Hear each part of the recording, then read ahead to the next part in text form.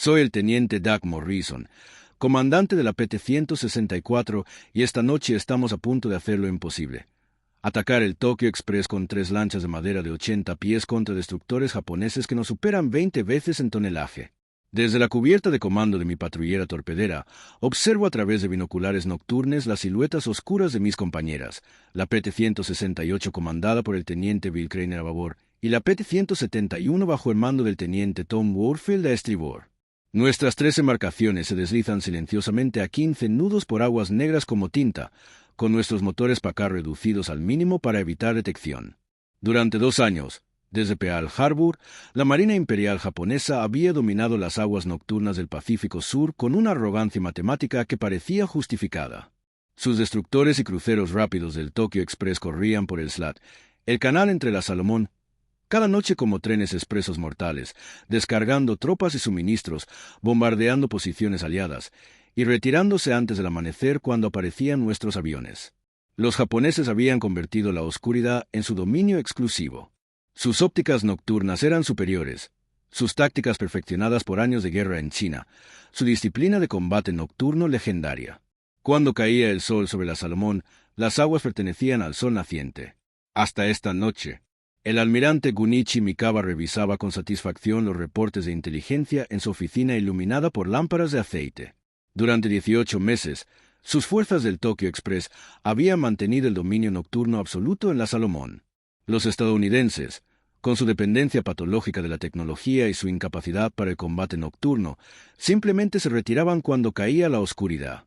«Almirante», informó el capitán Yuji Yamada, oficial de inteligencia de la flota, «nuestros vigías reportan actividad estadounidense mínima esta noche.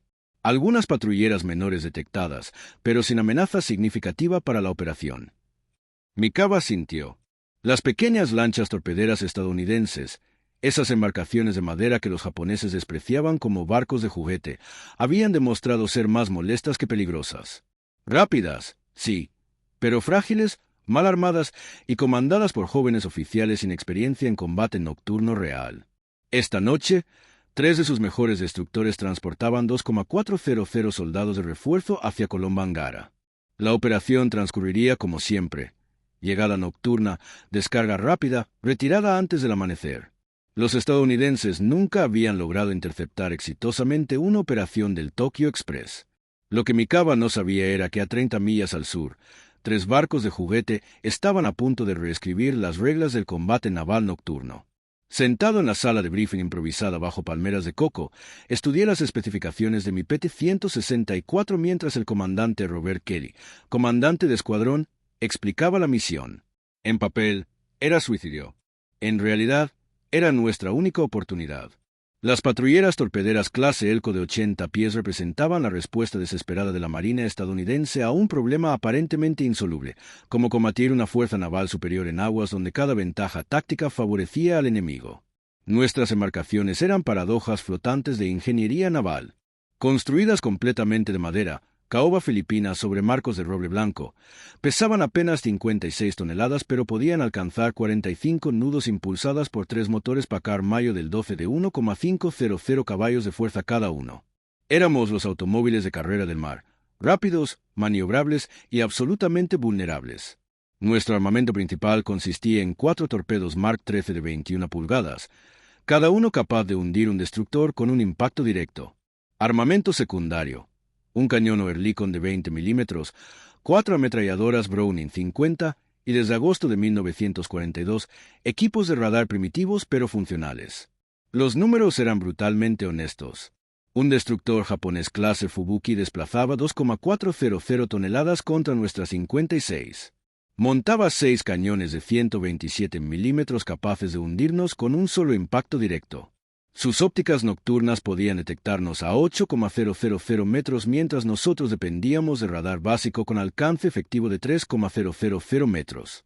Pero teníamos ventajas que los japoneses habían subestimado sistemáticamente. «Caballeros», nos explicó Kelly mientras señalaba el mapa de la Salomón, «ustedes no son destructores en miniatura. Son predadores nocturnos. Su trabajo no es intercambiar cañonazos con el enemigo, sino aparecer, atacar y desaparecer antes de que sepan que los golpeó». La nueva doctrina había sido desarrollada a través de 2 años de combate sangriento. Las PT Boats no podían pelear como buques de guerra convencionales. En su lugar, debían operar como guerrillas marítimas, usando velocidad, sorpresa y conocimiento superior del terreno para neutralizar enemigos numéricamente superiores.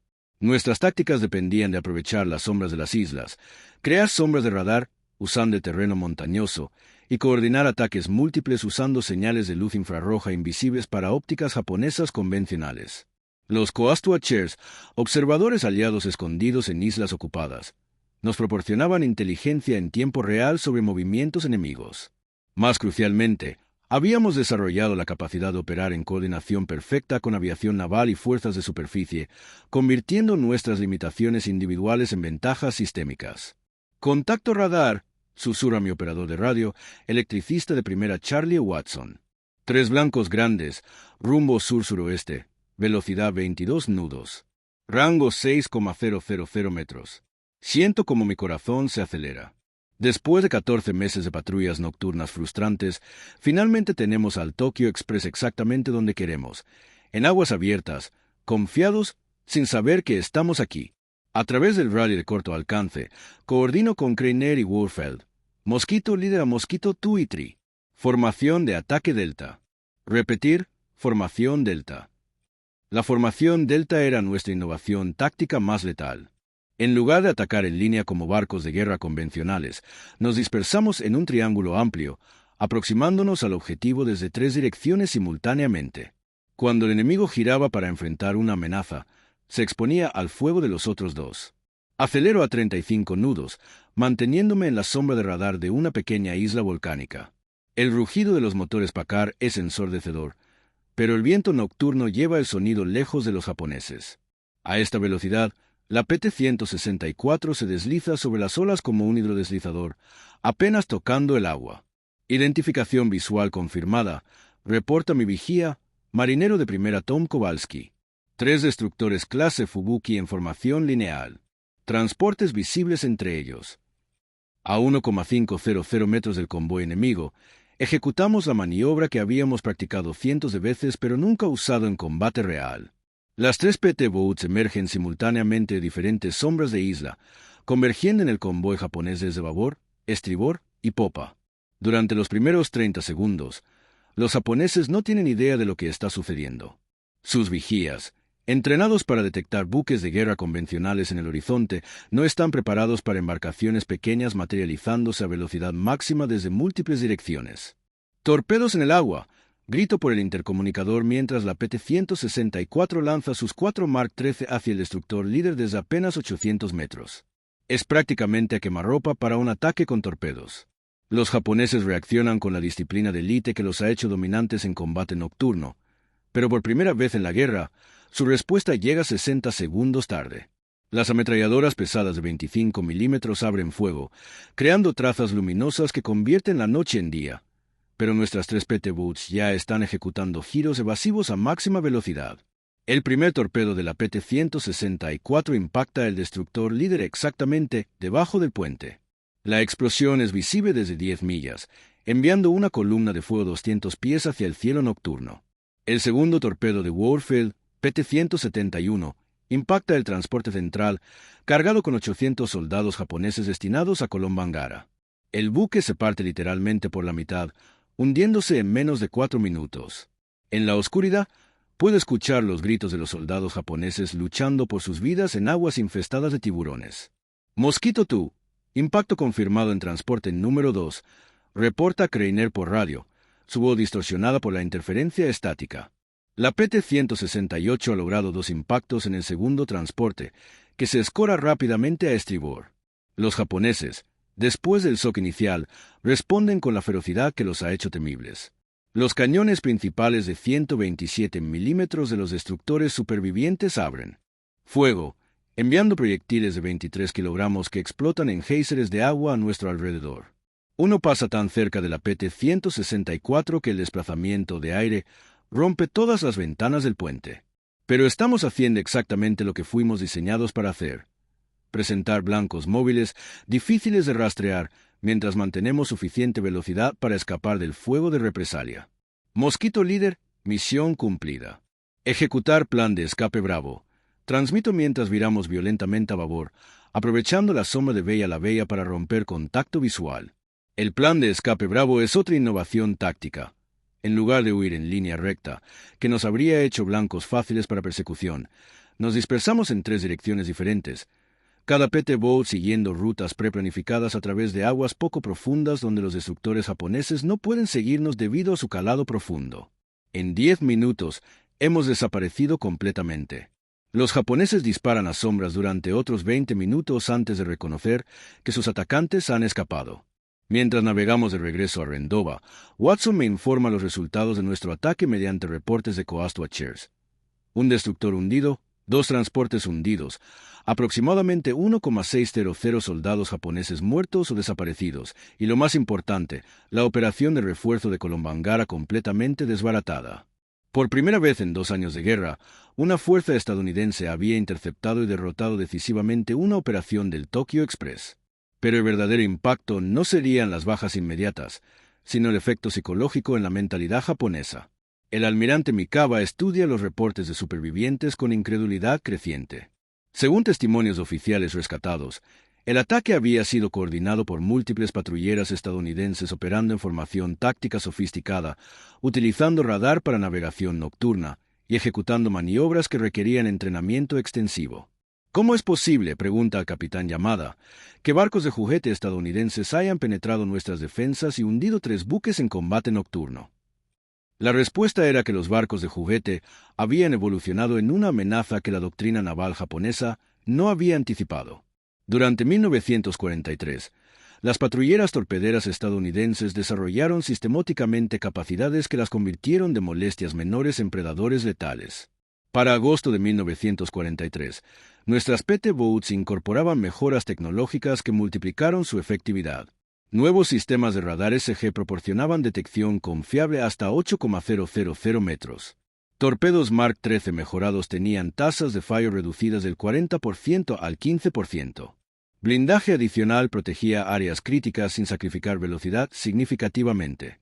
Más importante, habíamos desarrollado doctrina táctica que aprovechaba nuestras ventajas únicas. Las PT Boats operaban como lobos de mar, cazando manadas coordinadas, utilizando comunicaciones de radio codificadas y ejecutando ataques desde múltiples vectores simultáneamente. Los japoneses, por primera vez en la Guerra del Pacífico, comenzaron a experimentar lo que los aliados habían sufrido durante 18 meses, la incertidumbre nocturna total. Los comandantes japoneses acuñaron el término Tono-Kifu, terror de los botes, para describir la ansiedad que ahora acompañaba cada operación nocturna. El capitán Tameichi Hara, comandante del destructor Shibure y veterano de 40 combates nocturnos, escribió en su diario después de un encuentro con PT Boats cerca de Nueva Georgia: estas pequeñas embarcaciones estadounidenses han cambiado fundamentalmente el combate nocturno. Aparecen de la nada, atacan con precisión mortal y desaparecen antes de que podamos responder efectivamente. Ya no controlamos la noche como antes. La respuesta japonesa fue sistemática pero limitada. Incrementaron escoltas para convoys del Tokyo Express, instalaron reflectores más potentes en destructores y desarrollaron tácticas anti-PT específicas. Pero cada contramedida reducía la eficiencia operacional de sus fuerzas navales. Más significativamente, comenzaron a evitar rutas donde PT Boats operaban frecuentemente, efectivamente cediendo control de aguas clave a fuerzas estadounidenses que numéricamente eran insignificantes comparadas con la flota combinada. La noche que mejor ejemplifica tanto potencial como los riesgos de la guerra de PT Boats ocurrió cuando 15 patrulleras torpederas, incluyendo la famosa PT-109 comandada por el teniente John F. Kennedy, interceptaron una fuerza japonesa mayor cerca de Kolombangara. La operación comenzó como una interceptación rutinaria del Tokyo Express, pero se convirtió en una demostración de cómo el combate naval nocturno había sido transformado por las nuevas tácticas estadounidenses. Las PT Boats, operando en 3 divisiones coordinadas, lograron contacto radar con destructores japoneses a las 11:30. Sin embargo, la complejidad de coordinar 15 embarcaciones pequeñas en combate nocturno demostró los límites de las tácticas de bote mosquito. Cuando el destructor japonés Amahiri, comandado por el comandante Koe Yanami, embistió y partió por la mitad la PT-109, el incidente ilustró tanto la vulnerabilidad como la resistencia de las tripulaciones de PT Boats. Kennedy y 10 supervivientes nadaron durante 4 horas hasta una isla de 90 metros de diámetro, donde sobrevivieron 6 días hasta ser rescatados por coastwatchers australianos y nativos locales. La historia se convirtió en leyenda.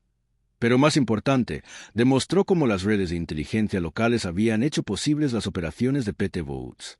El incidente de la PT-109 llevó a refinamientos adicionales en doctrina de PT Boats. Las formaciones fueron reducidas a 3 a 4 embarcaciones máximo para mejor coordinación. Los protocolos de comunicación fueron estandarizados. Los procedimientos de rescate fueron institucionalizados. Para diciembre de 1943, las PT Boats habían evolucionado de experimentos desesperados en armas improvisadas al núcleo de una nueva forma de guerra naval. Ataques rápidos, asimétricos, que utilizaban velocidad, sorpresa y superioridad tecnológica local para neutralizar fuerzas enemigas numéricamente superiores. Durante 2 años de operaciones en la Salomón, las PT Boats pagaron un precio severo por su efectividad. De las 531 patrulleras torpederas construidas durante la guerra, 69 fueron hundidas en combate, con pérdidas de tripulación que excedieron 20%. Para tripulaciones individuales, las probabilidades de supervivencia durante un tour completo de combate eran aproximadamente 60%. Pero las estadísticas de efectividad justificaron los riesgos. Las PT Boats hundieron o dañaron más de 200 embarcaciones japonesas, incluyendo un crucero ligero, 23 destructores, 5 submarinos y más de 150 embarcaciones auxiliares. Más importante, alteraron fundamentalmente el equilibrio del poder naval nocturno en el Pacífico Sur. Para enero de 1944, la Marina Imperial japonesa había perdido efectivamente el dominio nocturno de la Salomón. Las operaciones del Tokyo Express continuaron, pero con frecuencia reducida, rutas alteradas y efectividad disminuida debido a las contramedidas requeridas para lidiar con las PT Boats.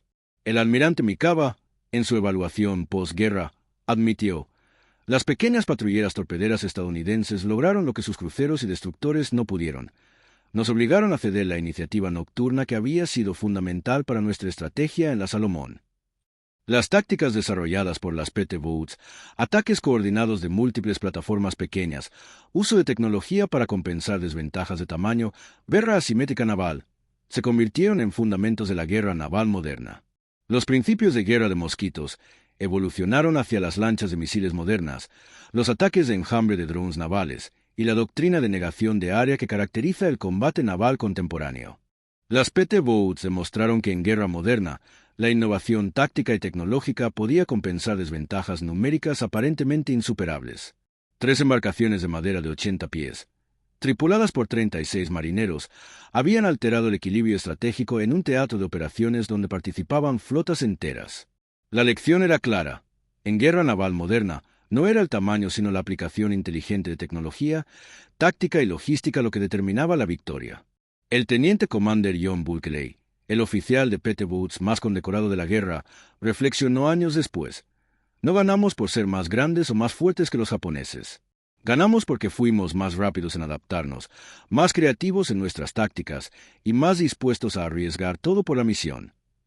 El comodoro Selman Bowling, que comandó PT Boats en múltiples teatros, añadió: esas lanchas de madera enseñaron a la Marina que el futuro pertenecería a las plataformas pequeñas, rápidas, inteligentes, no a los acorazados. El almirante Raizo Tanaka, uno de los comandantes más respetados del Tokyo Express, ofreció la evaluación más honesta en sus memorias postguerra. Las patrulleras torpederas estadounidenses nos derrotaron usando nuestras propias tácticas contra nosotros. Convirtieron la velocidad, sorpresa y conocimiento local, ventajas que habíamos considerado exclusivamente japonesas, en armas que hicieron irrelevante nuestra superioridad en fuego y blindaje. Mientras observo mi PT-164 siendo preparada para su nuevo comandante, reflexiono sobre 18 meses de guerra nocturna que cambiaron para siempre la naturaleza del combate naval. Comenzamos como desesperados improvisando con barcos de juguete contra la marina más disciplinada del mundo. Terminamos demostrando que 3 principios, velocidad, sorpresa y adaptabilidad, podían superar cualquier ventaja de tamaño, blindaje o tradición. Las PT Boats no ganaron la guerra del Pacífico, pero demostraron cómo se ganaría. A través de innovación constante, aplicación inteligente de tecnología y la disposición de jóvenes estadounidenses para arriesgar todo por la victoria. Hoy, cuando veo lanchas de misiles modernas ejecutando ataques coordinados, Cuando leo sobre enjambres de drones navales, cuando estudio tácticas de negación de área simétrica, reconozco los principios que desarrollamos en esas noches oscuras de 1943. Convertimos la oscuridad en nuestra arma. Hicimos de la velocidad nuestra armadura. Transformamos la sorpresa en nuestra artillería más pesada. 3 lanchas de madera de 80 pies, tripuladas por muchachos de 20 años que 6 meses antes estaban en universidades estadounidenses, habían arrebatado la noche a la Marina Imperial japonesa. Una torpedera a la vez. Una noche a la vez. Un ataque sorpresa a la vez. Esa era nuestra guerra. Y la ganamos.